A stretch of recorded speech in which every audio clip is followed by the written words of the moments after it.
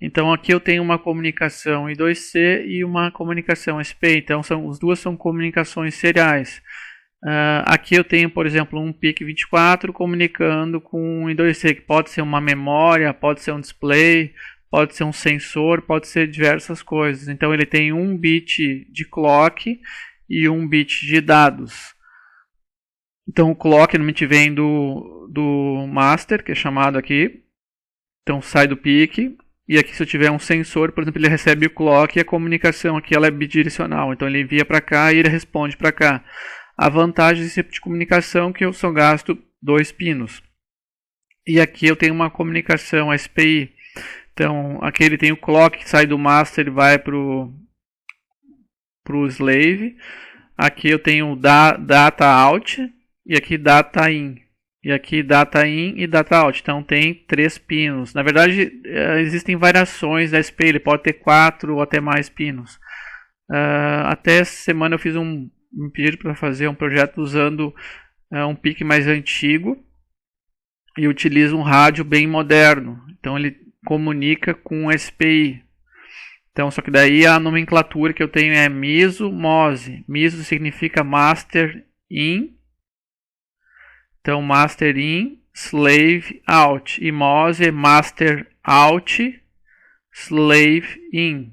Então, são algumas nomenclaturas que existem. Existem essa nomenclatura aqui, a MOSE e MISO. Então aqui a vantagem da SPI é que eu posso comunicar diversos dispositivos e ter um chip select para cada um deles. Então eu utilizo, que nem aqui, está usando 3 pinos. Está, digamos aqui, controlando aqui um rádio, aqui pode ser um sensor e aqui pode ser outros periféricos. Ele usa o mesmo barramento para comunicação e eu tenho um bit de chip select que ele habilita cada um deles. Então é a maneira que eu economizo pinos de I/O. É bastante usado o SPI. E aqui eu tenho uma comunicação serial, que é o que a gente estava já vendo, né? Só que ela é assíncrona. O que significa isso aqui? Que nem aqui, ó, eu tenho um pino de clock. Na I2C também eu tenho um pino de clock. Ó. Aqui é uma comunicação assíncrona que a gente viu na serial. Ó. Ele não tem pino de clock, então ela funciona pelo baud rate, né? Então para aqueles BPS, 9600 BPS, 4800 BPS e assim por diante. Então é pela velocidade do envio. Então essa aqui não tem clock. E aqui ele mostra um comparativo entre cada uma das comunicações, né? Então o ART, se for ver aqui, está aqui a velocidade, né? Normalmente se ela é ponto a ponto, se for 232, e se for 485 eu posso ter diversos dispositivos. Então comum, né? 232, 485, eu posso ter também CAN. Aí a distância, na verdade, depende do tipo, né? Então se for 232, normalmente a distância é menor. Se for 485, eu tenho uma grande distância, né?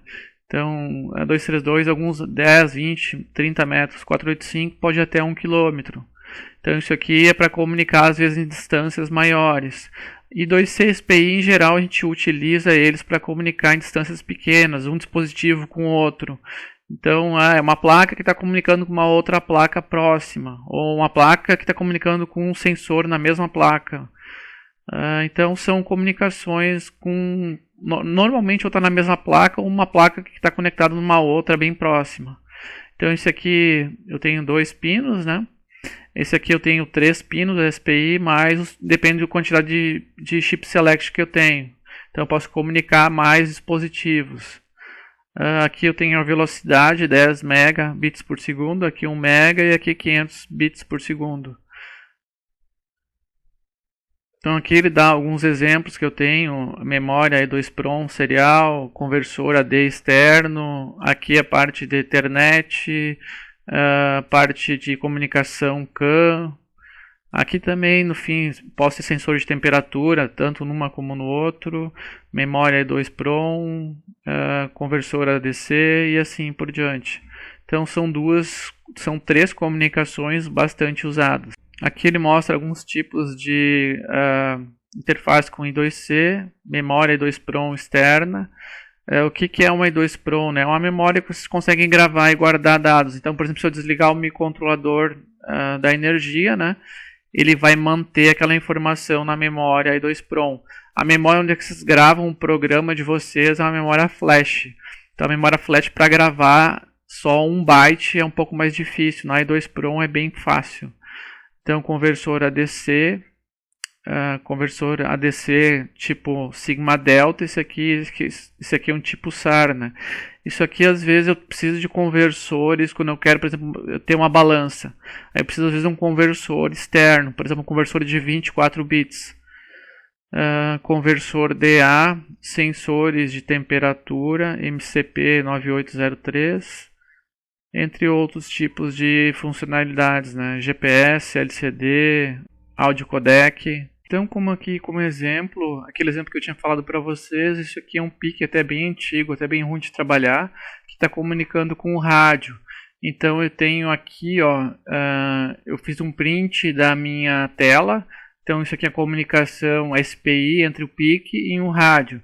Então aqui eu tenho o clock da SPI que sai do PIC, ele é borda de descida. Aqui eu tenho o SPI, o MOSE, que é o Master Out, então a saída do PIC que entra no Slave In, que é o rádio. Então aqui estão os dados que ele está comunicando. Então comando 20, 38, 27 é bastante comando. E aqui o MISO, que é o Master In. Então a entrada do PIC, Slave Out. Então isso aqui é a saída do rádio que está entrando no PIC. E aqui o Enable, que é o Chip Select. Então vocês podem ver aqui, ele está pegando cada borda de descida, ele pega os dados aí. Então aqui ele enviou, o PIC enviou o comando de 30, aqui ele enviou o comando de 27 e aqui o rádio enviou de volta o comando de 2E. Ó. Então ele tem bastante informação nesse rádio aqui, ele tem bastante coisa para eu comunicar um com o outro. Então isso aqui é só para vocês verem um exemplo da comunicação SPI real. Então aqui eu fiz um debug da minha comunicação através de um software que eu tenho aqui, ó. E eu estou analisando aqui o protocolo de comunicação entre um PIC, até um PIC bem antigo, um PIC 16 e um rádio mais moderno. Para vocês verem aqui que isso aqui é uma coisa prática e bastante usada. Uma das coisas que a gente tem nesse microcontrolador aqui, ele tem uma E2PROM externa. Aqui, deixa eu ver, ela tá aqui, ó. Então, se eu não me engano, o PIC também tem memória E2PROM interna. Eu tenho ela interna e aqui ele tem uma memória E2PROM externa. É uma 24C04. Então, ele comunica por 2 pinos de comunicação, o data e o clock. E ele comunica, eu posso gravar dados nessa memória aqui, ó. Então aqui ele mostra a quantidade de memória que eu tenho. Aqui eu tenho, no caso, um MAX232 para utilizar aquela comunicação serial assíncrona. Então eu vou colocar um cabo e eu comunico com um PC, ou posso comunicar com um dispositivo de automação. Que ele utiliza um microcontrolador, ele sai para um conversor para RS485 e ele vai e a comunicação vai a 100, 200 metros e comunica diversos equipamentos na parte de automação. E aqui eu tenho um DS1307. Essa aqui é a E2PROM interna desse PIC. Aqui ele mostra um registradorzinho da E2PROM, isso aqui é E2PROM interna, não é externa. Aqui ele mostra algumas configurações que eu posso configurar nessa E2PROM. E aqui eu tenho os comandos. Então, E2PROM read, eu posso ler de um endereço, então ele tem, se eu não me engano, é de 0 a 255 os endereços da E2PROM dele. Então eu posso colocar aqui de 0 a 255, ele vai ler um valor que está gravado nessa memória. E E2PROM write, aí eu vou passar o endereço para ele e o dado que eu quero gravar. Então se eu quero gravar, por exemplo, eu quero controlar a temperatura de uma sala de aula. E eu quero gravar aquela temperatura, mesmo que eu desconecte o aparelho, ele continue gravado aquela temperatura. Então venho lá, E2PROM, o endereço, digamos, 0 e o valor de 30 graus aqui. Aí eu vou gravar na E2PROM. Mesmo que eu tire esse pique da energia, ele continua gravado esse valor na E2PROM. No momento que eu ligar o pique, eu venho lá, E2PROM read, leio o endereço 0 e eu sei que eu quero controlar a temperatura daquele ambiente inteiro. A placa que eu tenho. Então eu vim aqui, selecionei a board PicGenius 4. E aqui eu carreguei um programa que eu tenho que foi feito já. Então aqui a gente tem um coolerzinho para resfriar. Aqui eu tenho uma resistência para aquecer o sensor. Aqui ele mostra o aquecimento desse sensor, aqui o valor que ele está, nesse caso aqui está controlando com o PWM. Aqui eu tenho um cooler que é o ventilador e aqui ele mostra o valor da temperatura. Existem algumas diferenças da placa board 3 para a placa board 4. Então uma das coisas que muda, depois eu vou colocar certinho, ele muda os pinos de RS Enable, aqui um deles muda no display LCD. Então nesse caso aqui, ó, foi feito um menu.